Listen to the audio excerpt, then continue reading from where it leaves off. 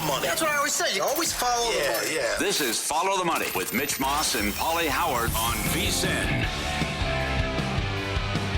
Welcome in. It is Follow the Money here on VSiN, the Sports Betting Network. Mitch Moss, Pauly Howard with you live downtown Vegas from the Circa Resort and Casino. Of course, the location for Circa Millions, Circa Survivor, where our next two guests were shooting the Quest for $14.2 million, a documentary which is going to debut tomorrow night, 6 p.m. out here on the West Coast, 9 p.m. Eastern Time. James Farra and Stephan Shelanski in studio with us here. Gentlemen, good afternoon. Thanks for the time today. How are you? Doing great. Thanks for having us back. Doing great. Happy to be here. Yeah, a lot of hard work going into this bad boy. We were talking about this before the break. You guys were basically shooting this nonstop. I can't imagine how many hours of footage you have to go through to put this thing together. Last year before this date, right? Probably, June, July of last year? It's been over a year of filming this thing, and we're excited to finally get it out tomorrow. Yeah, and as a testament to that, we had so much content because we really, we did season one. We weren't sure how much we had, and we broke that down into 5 episodes, which turned out really well.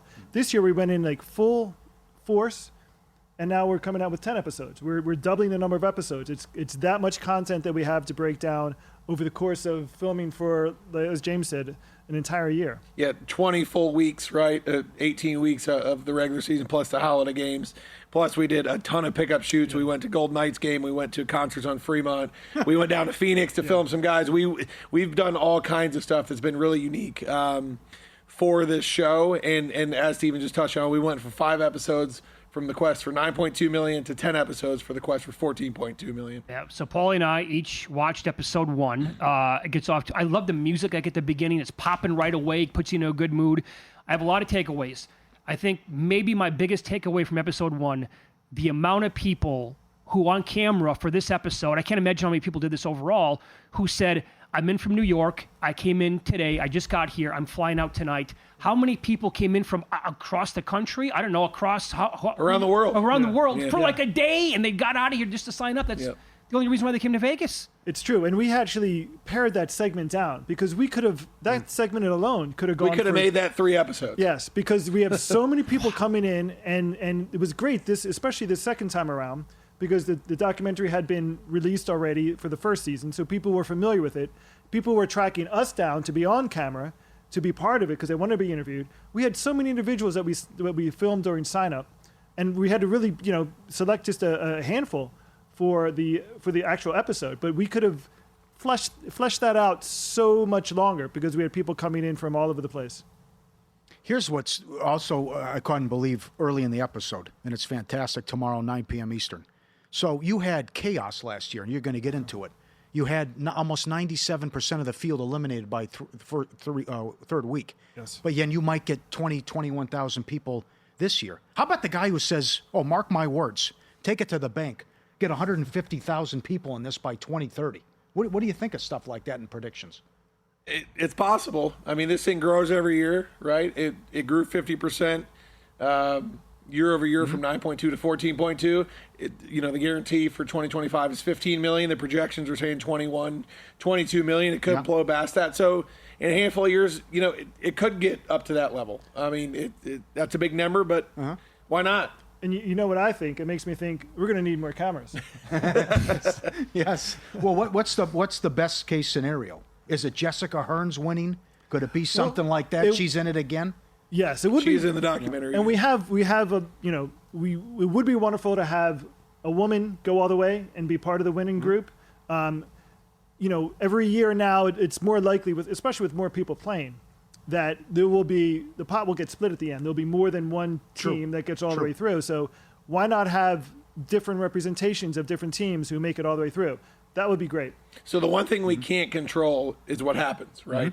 Our job is to document each week and then the picks and then the results of that, what that means, how many people are left, how much money's in the pot, all of that. But what we can't control is what happens. Right. Who picks what team and then the results of that. So then once the season's over, Stephen and I have to go through the footage and then say, okay, which characters did what, who said what, who's interesting, how do we develop them throughout the series, all of that. So that's kind of the work that Stephen and I have to do, is to kind of make the show flow, if you will, and tell the story, the best way that we can. But This year is very unique, and as you just touched on, right? 97%'s out after a handful of weeks. So then Steve and I look at each other and says, "Everyone's gone. Right. Who are we supposed to talk to Now now?" what? type thing. This Now year, what? this past season in particular, we really said, "Oh my gosh, we've just if 97% of the pool is out."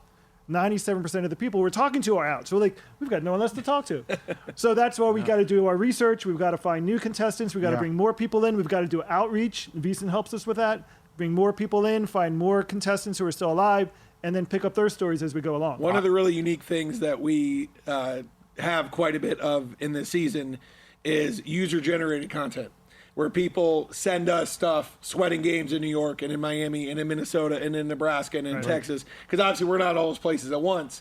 So even if we can't find certain people, we put out messaging that says, "Hey, if you're still in it, tell us who you're picking this week. Show us your sweat. Show us at your favorite bar." So we have some really unique player perspectives that we haven't had in the past, which makes this season really special. I thought Indiana Jet was great. Yes. Follow the money viewer since day one. But he said, what did he say? I'm bank famous? Bank famous. Yes. That's a great Because he line. was wearing his blue jacket, and he says when he goes into the bank, they say, "That's the guy that won the contest." Because he went to the bank and deposited, I think that year he won $2.3 million. So yes, he's bank famous. Yeah. Smart with his money.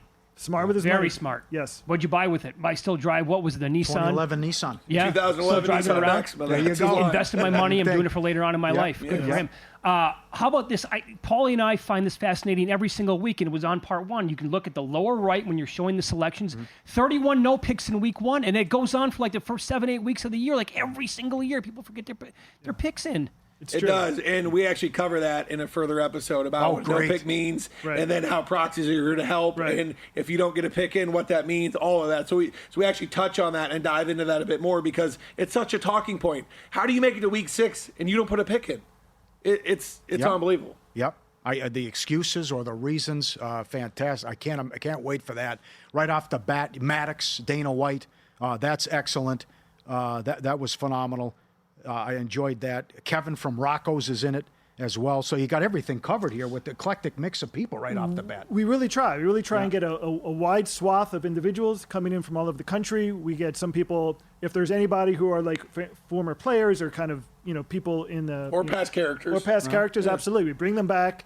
So our group of people expands every year because we have our group from season 1 who come back for season 2. We have the new characters from season 2.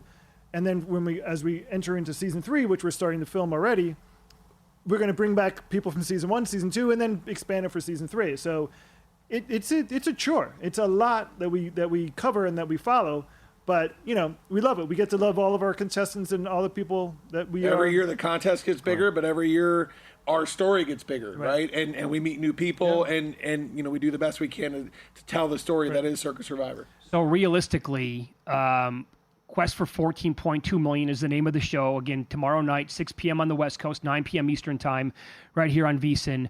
What do you two expect for the number to grow to this year? I think it goes over 20 million. Yeah, and you'll see in the show, hopefully everybody watches all 10 episodes, that, especially in episode 1, we touch on that specifically, and you guys saw it, that the forecast last year, 10 million was a guarantee. We ended up at 14. The forecast, as we interviewed people from Circa who are, running the contest, where do they think it'll go? Well, they think, yes, we'll surpass 10. It'll get to 11. It'll get to 12. It wasn't until we released the documentary on season 1 that it shot up to 14. So the documentary really did feed the contest. So we hope this will do the same now as we start the release tomorrow for the documentary, the first 10 episodes, with all 10 episodes, that this thing really should surpass 20 million. One thing that we do on the documentary, or try to do, is we paint the picture that anyone can play this contest. Right. If you have $1,000, you come and sign up, and you're in. And if you have one ticket, or you do max entry 10, or you bring a friend and you do 20 together, whatever you do, anyone can play this thing. Anyone can win. We do the best we can to explain what monetizing means and hedging means and chopping means and all of that to really break down the contest and the inner workings of the contest and the transparency of the contest. Because I know who you pick and you know who I pick. It's all right there on a spreadsheet, right? There's no, All right. There's no hiding it. So we do the best we can to tell the story of the contest, make it as easy as we can to follow.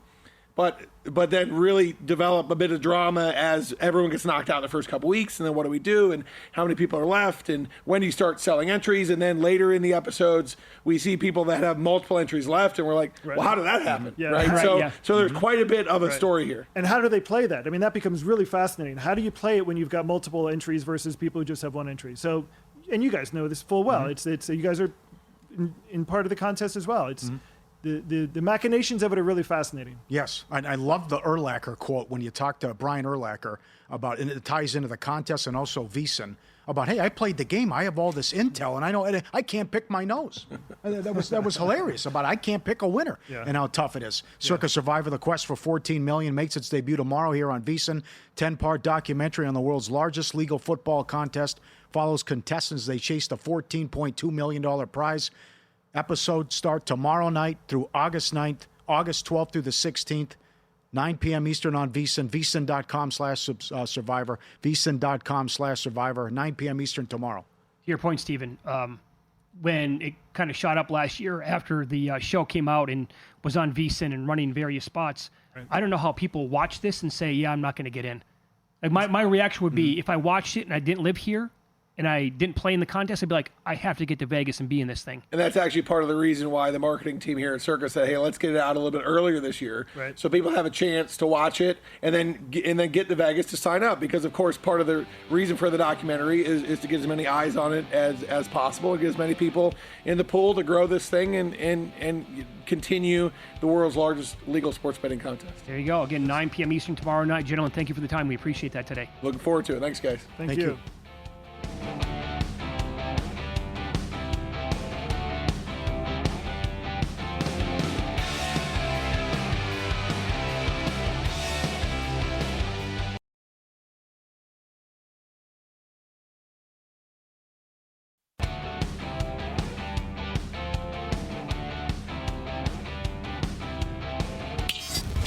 This is Follow the Money on VSiN. So some more observations tomorrow night when you watch the quest for $14.2 million, Circa Survivor. I was blown away again by how many people came in from all over the country just for one day. That was it. They didn't make any plans to stay out in Las Vegas. They weren't doing a vacation. They're just like, I came in today from, I think the one lady was from Long Island, got here, signed up for the contest, flew back home. And they just said, James Farra, Stephan Shelanski just said, they could have had 3 episodes on that. That's how many people did it.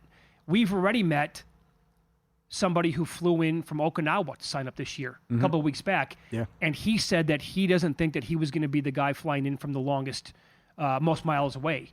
He knows guys in Australia that were going to make the trip this year to get in, from what he said anyway. Can't believe it. It's absolutely wild, man. Yep. What do you think about the 100,000 prediction? That guy was adamant. So He goes, you might think I'm crazy.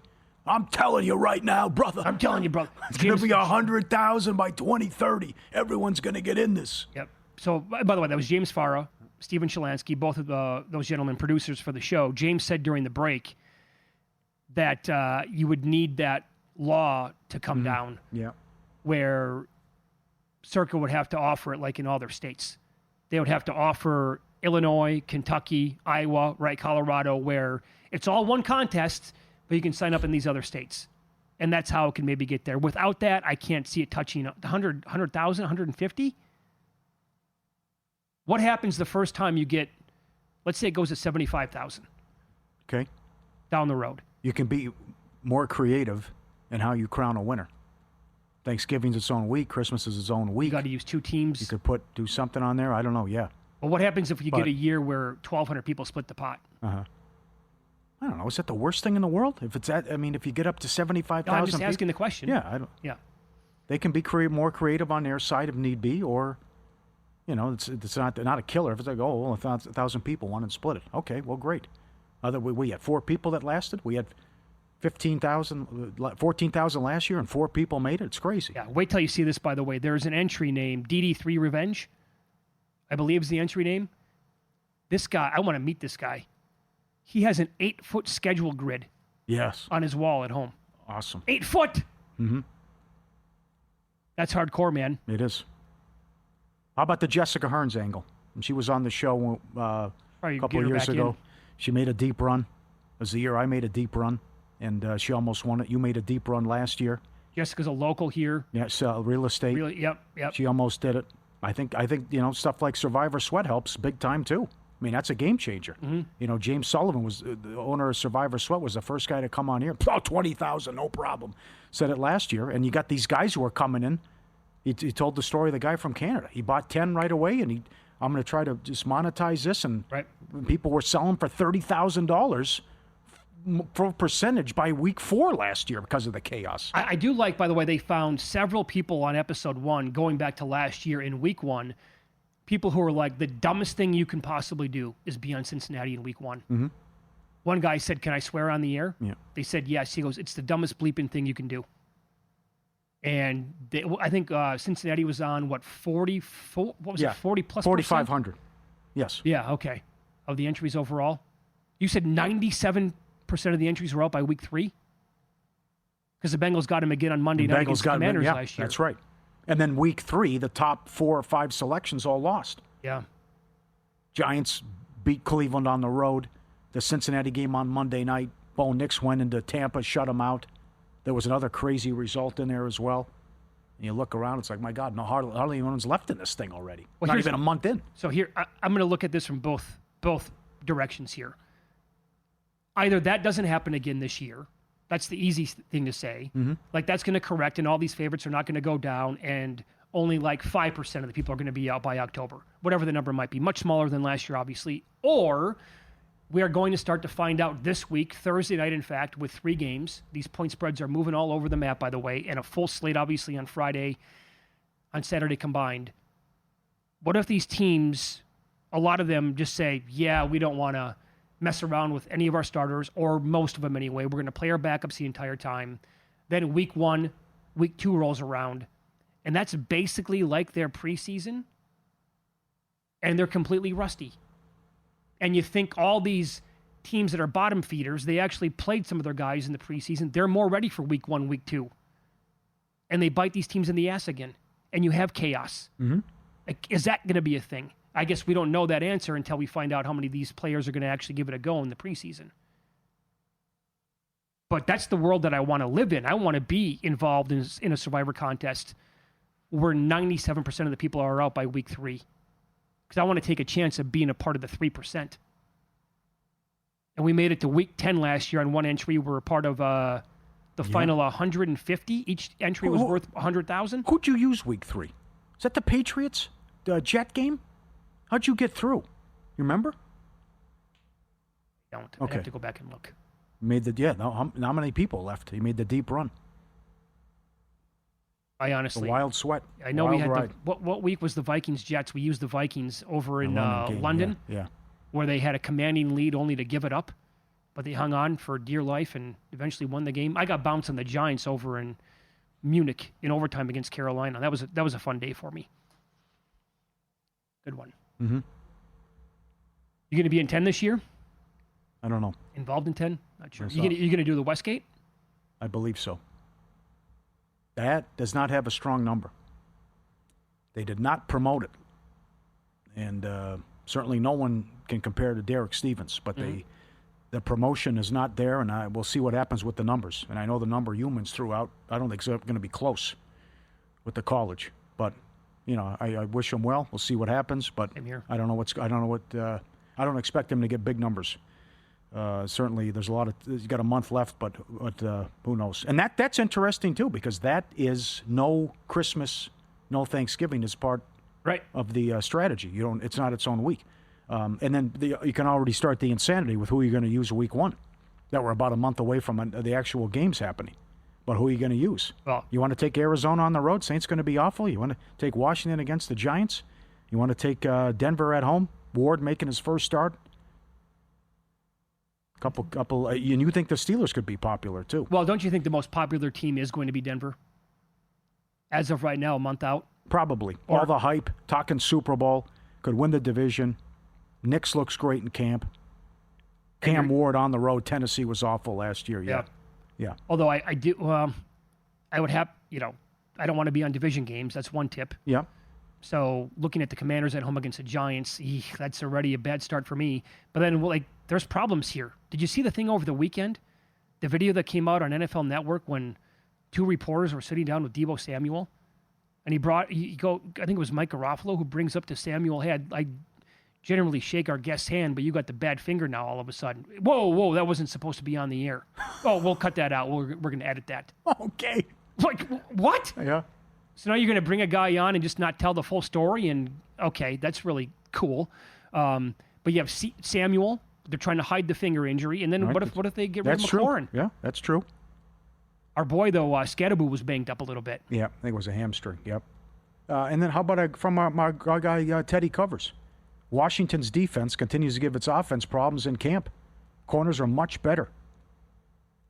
Well, I'd say that's probably a good thing for that unit, right? Yeah. Not so much of a knock on the offense. Okay, well, fair enough. But, yeah.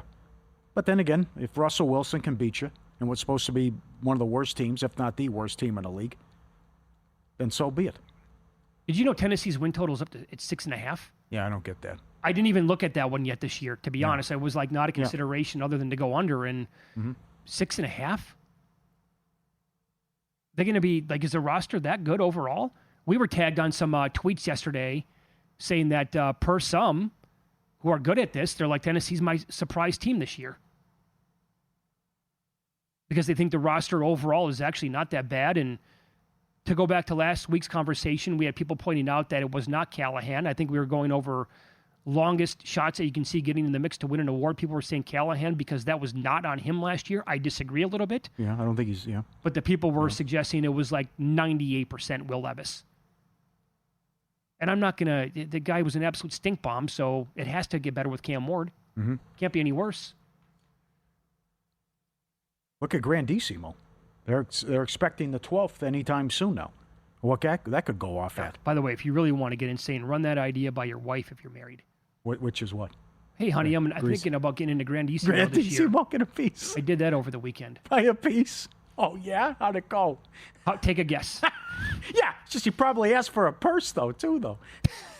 No, she was just completely baffled that I would actually just bring it up. Oh, really? Yeah. Are you kidding? Right. What you could do with that money?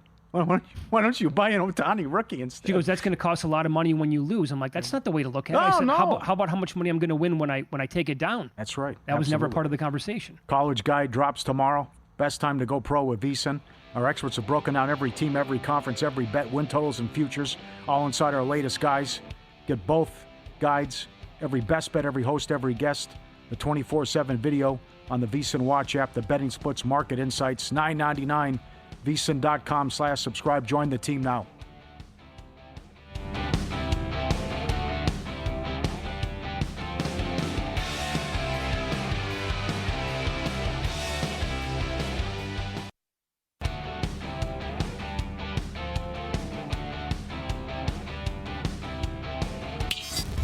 This is Follow the Money on VSiN. Strong baseball card tonight. Not everybody's playing, almost everybody, but a couple of teams have the night off. And there are some serious scheduling spots. And I would say at least a couple of teams that are in a little bit of trouble anyway. Too much to go, Pauly, in the regular season. And I'm looking at you, Pinstripers, the New York Yankees, after a weekend where they were swept by the Miami Marlins. Look, I am not slamming the Marlins. They're good. They are 25-1 to make the playoffs, and they're one of the hottest teams in baseball going back now a good 5 or 6 weeks. But it doesn't get any easier here for New York, and they are clinging to life, their playoff lives, actually. And tonight it's Max Fried, who full season to date has been really, really good after a Yankees loss. He's getting Corbin, but this is not Patrick Corbin from the last couple of years. Clearly has found something here, especially when he's pitching in this ballpark down in Texas. And so the Yankees now, they opened up about $1.45. They're about $1.37, $1.38 across the screen right now. Yep, so you have those great numbers off a Yankee loss. He's 10-1 with a 1.68, but the Yankees have the second worst record in the American League going back, and the 10-game lead they had over Boston is gone. And now how they're the second choice behind Toronto, I can't comprehend, as the Red Sox continue to win games and surprise a lot of people. So there's a lot wrong right now. Can't trust some of the starters. Bullpen's been a mess. You got the injuries. I know you're getting lighter. Judge, Heel's back. But Friday's an abomination. Friday is all-time bad. It's just, you come on.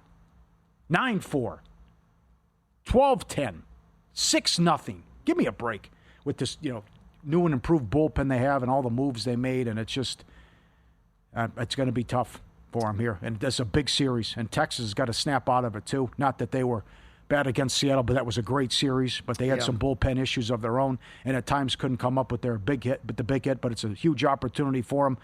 You can actually trust Corbin. How things have changed, right? He was god awful in batting practice for years, and now 2-0 with 2-3-0 in his last 5 starts. So it's a mess up there at the top. But as we've been saying here, I've been saying, maybe I can't dismiss Cleveland. But to me, it looks like Red Sox, Yankees, Mariners, Rangers, 3-go, 1 stays home. Yeah, total opened up 8 in this game, down to 7.5. So Slater, Stanton, Bellinger, the small sample sizes, they all have good numbers in their careers against Corbin. And then the Volpe's last 7 days, 8 for 26 with 3 home runs, 3 stolen bases, and 7 runs. And Fried's last month, a 5.5 ERA over 26 innings. The FIP is slightly better, but still not great. 7.3 Ks per 9, but almost walking 4 batters per 9 as well. He's in bad form. Current Yankees roster has some pretty decent numbers against Corbin, but I also don't think I want to get involved with a Rangers game going over the total when they're playing in this park here. Yeah. That's been a suicide mission the entire year. I like the schedule today, too. 4 games go in 5 minutes. I like how they do that with the early starts. Yeah, so do I. So you're right, the Twins were pesky, even though they traded 11 players, lost 2 out of 3 against Cleveland. But Mize is $2 coming up in 5 minutes. They've crushed it against the division. Half of their remaining games are against said division, but Mize 0-2 with an ERA of 11 in his last 3. No props there for me to recommend. Sandy's $1.30 against the reeling Astros, who have lost 8 of 10, got swept in Boston. Second best record in baseball going back the last 6 weeks. 25-10, Miami. Well, what do you want to do with this? Because you've been able to bet Miami at a plus price almost every game, or most games anyway, going back during this time. Now they come back home after sweeping the Yankees, feeling good. Sandy's last month, a 4.66 ERA. FIP's better. I think it's priced in that they don't trust Alexander, though, at all. Yeah, because they're being at this number now. Yeah. I could see him getting to Sandy, but anything over 8 probably. I would say over 8 tonight. But it's a phenomenal story and number 1 ROI team, what they're doing. They've won 6 series in a row. Yeah. This is nuts what they're doing. And I know Jensen Lewis sent us a couple texts that they're, 400 to 1 to get the 5 seed and 50 to 1 to get the 6 seed? In that range, I believe. In that range? Yeah. Yeah? Bet those both rather than 25 to 1 to make the playoffs. Okay. You're 6 back, though.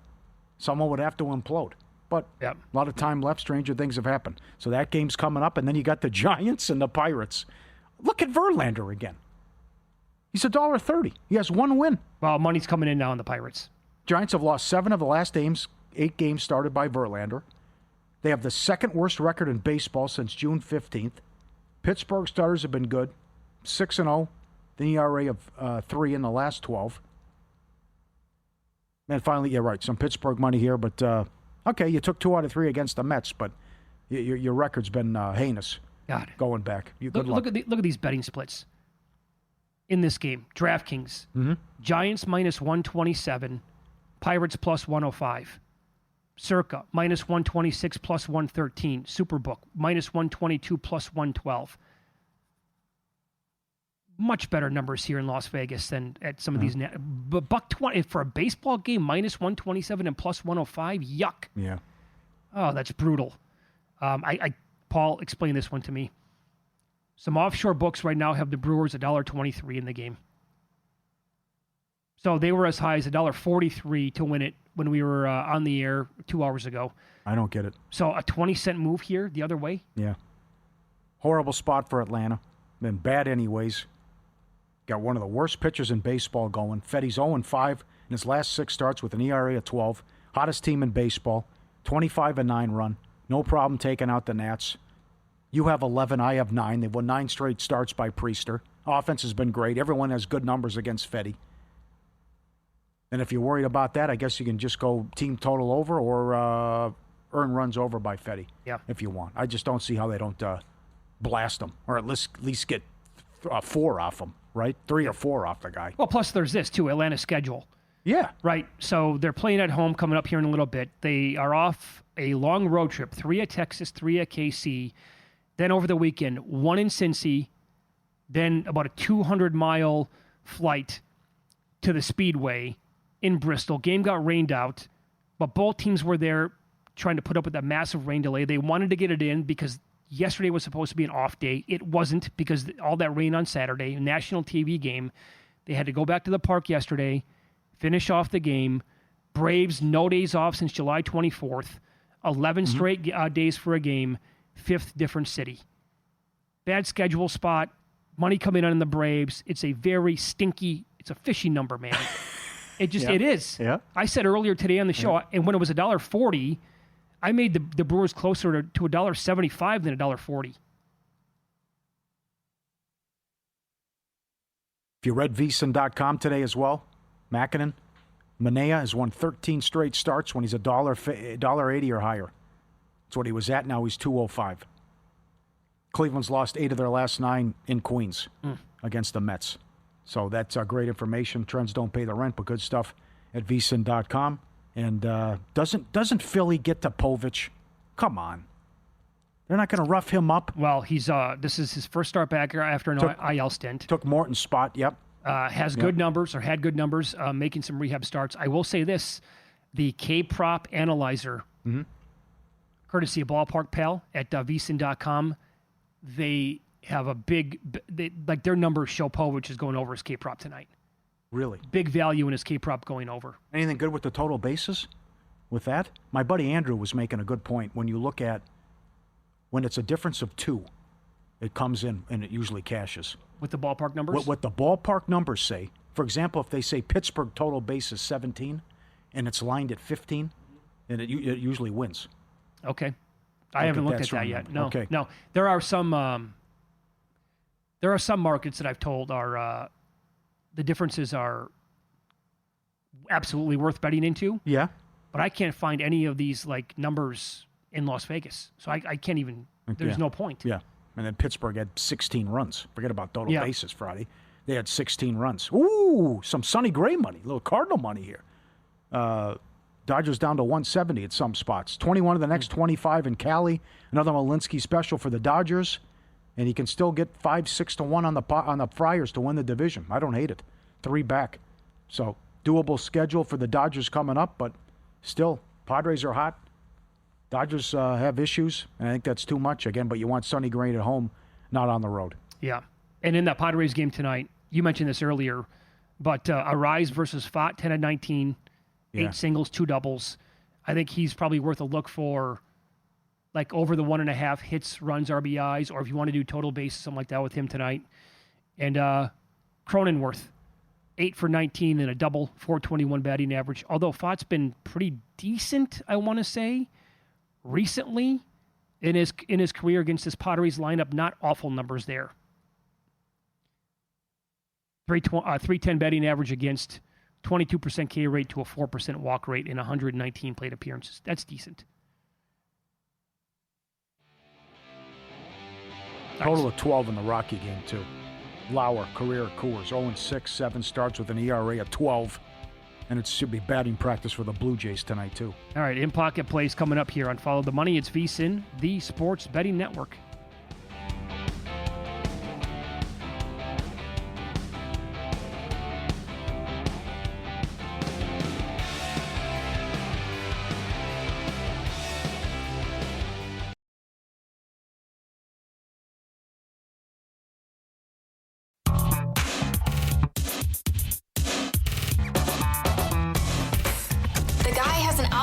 To determine the winner of any given college basketball game. Someone gives you 10,000 to 1 on anything. You take it. Take it. Take it. I bet you $20 I can get you gambling before the end of the day.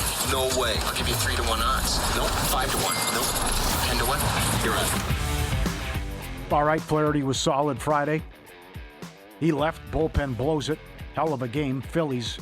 Hell of a series. Yes, it was. Phillies get the win. Duran closed 2 of the games. I love his intro. That was strong. Oh, the fans already are eating it up. They love it. I don't yeah. blame them. I know. Isn't that cool? Yeah. Hit the lights. Come on in. No good there. Winner. We're back. Peterborough United over Cardiff City. 2-1 final. Let's go. League One, League Two. Good job by the meat man. And I'm going to go over 3.5 runs, -170 team total with the Brewers.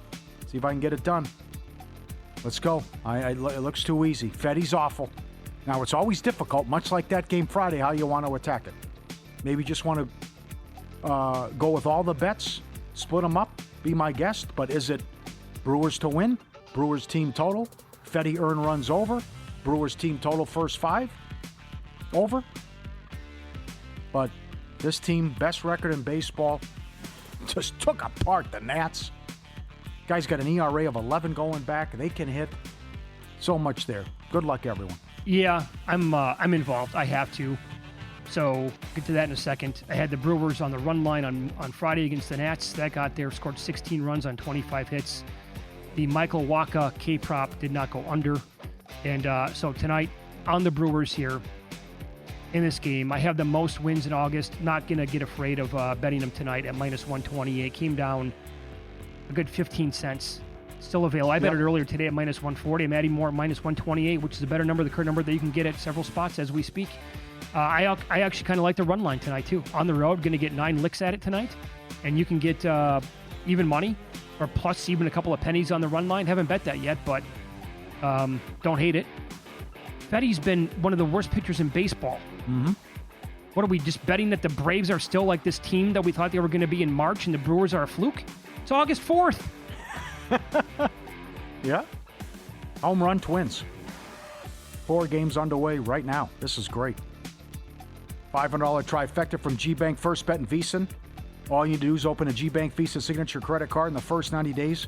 Deposit and play through $1,000 at First Bet to trigger the $500 trifecta. You'll receive $200 in cashback rewards on your G-Bank Visa Signature credit card. First Bet will give you a $100 deposit match. VSiN completes the try with a free 6-month VSiN Pro subscription. The $500 try from G-Bank First Bet and VSiN. VSiN.com/GBank. One-time promotion limited to customers opening a new account. Response to this offer will not apply to request to convert existing accounts. Apply today. Terms and conditions apply. So if you missed, just tuning in right now, missed the show today, our guests were awesome. Mike Somich, first hour, VSiN host. He loves betting the ponies. And he came on and explained the whole situation going on in horse racing with the CAWs, the computer-assisted wagering bettors. That was a great conversation. Second hour of the program, about an hour or so ago. How good was John Calvecchio today? Awesome. On the sports card business, tying it into sports betting. Yeah, we can do more on a Thursday, too. We know a guy who's got all these unopened boxes.